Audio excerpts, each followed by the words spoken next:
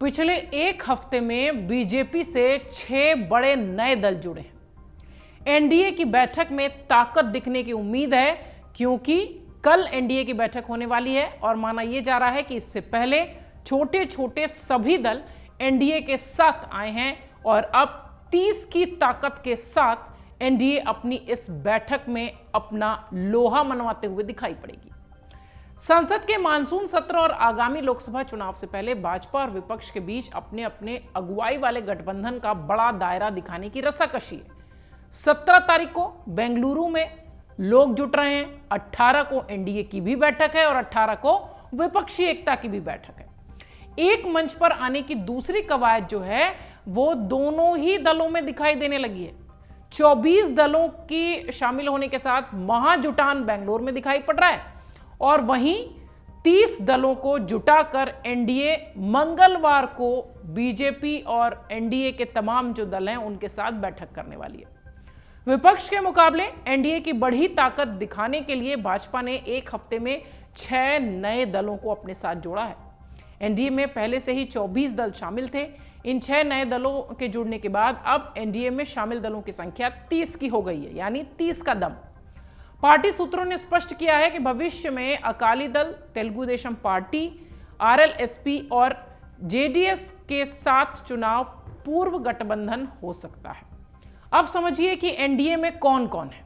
मंगलवार की एनडीए की बैठक से पहले बीजेपी ने एनसीपी के अजीत गुट, लोजपा के रामविलास पासवान, हम पार्टी, उपेंद्र कुशवाहा की आरएलएसपी और मुकेश सहनी की वीआईपी और ओम प्रकाश राजभर की सुबह सपा को साध लिया है, इसमें कोई संदेह नहीं है।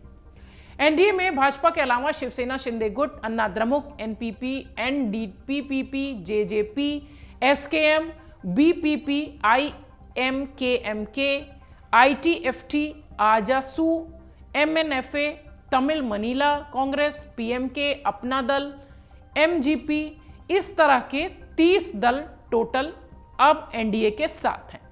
अब समझिए कि 18 तारीख को ही एनडीए ने महत्वपूर्ण बैठक का दिन शक्ति प्रदर्शन के साथ चुना है, क्योंकि बेंगलुरु में विपक्षी दलों की बैठक हो रही है जहां 24 दल एक साथ हैं। 2 दलों पर जो जिक्र हो रहा है वो भी आपको जरा बता दें। अकाली और टीडीपी से दूरी फिलहाल दिखाई पड़ रही है। हालांकि कई सारे बीजेपी के नेता ये कहते हैं कि चुनाव से पहले गठबंधन होने की कोशिश वो करेंगे, गठबंधन करने की कोशिश करेंगे। अकाली टीडीपी दलों को फिर से एनडीए में शामिल करने पर बातचीत हुई थी। बीजेपी सूत्रों का कहना है कि पार्टी नेतृत्व चुनाव के लिए अकाली दल की जगह अकाली दल ढींढसा को ज्यादा अच्छा विकल्प मान रहा है।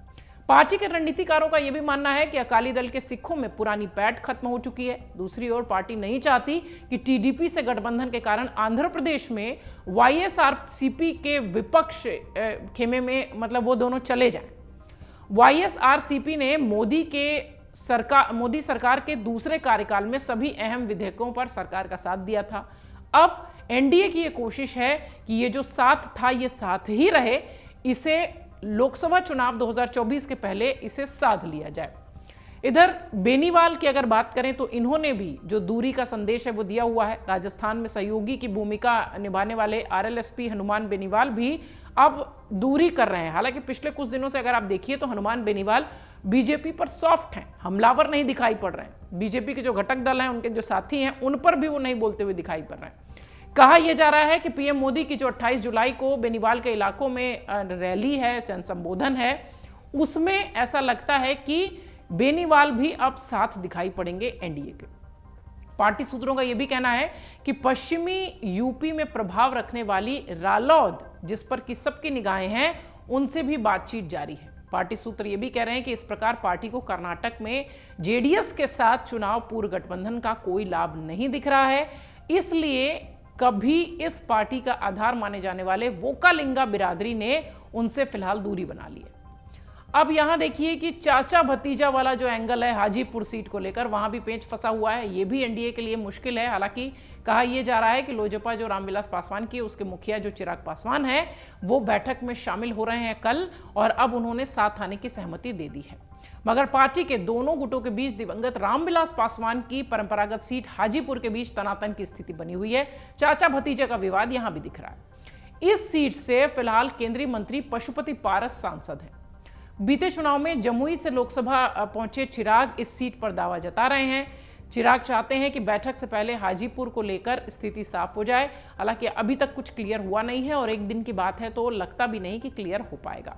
बहरहाल इन सब के बीच ये तो तय है कि एनडीए 30 दलों के साथ अपनी शक्ति दिखाएगी, जहां बेंगलुरु में 24 दल इकट्ठा हो रहे हैं विपक्षी एकता के साथ। और अखिलेश यादव विपक्षी एकता में शामिल होने से पहले ये बात कह रहे हैं कि एक इतिहास रचा जाएगा, ऐतिहासिक होगी ये मीटिंग, इस तरीके की बातें वो कह रहे हैं। लेकिन अगर आप देखिए तो जितने भी यूपी में भी छोटे दल हैं उनको बीजेपी अगर साथ लेती है तो समाजवादी पार्टी के लिए भी मुश्किल हो सकती है।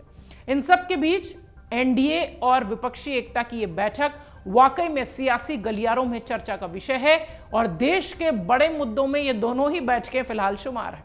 अमर उजाला अब आपके टीवी पर भी। अपने स्मार्ट टीवी पर यूट्यूब पर सर्च करें अमर उजाला, चैनल सब्सक्राइब करें और देखें ताजा खबरें, वो भी HD क्वालिटी में।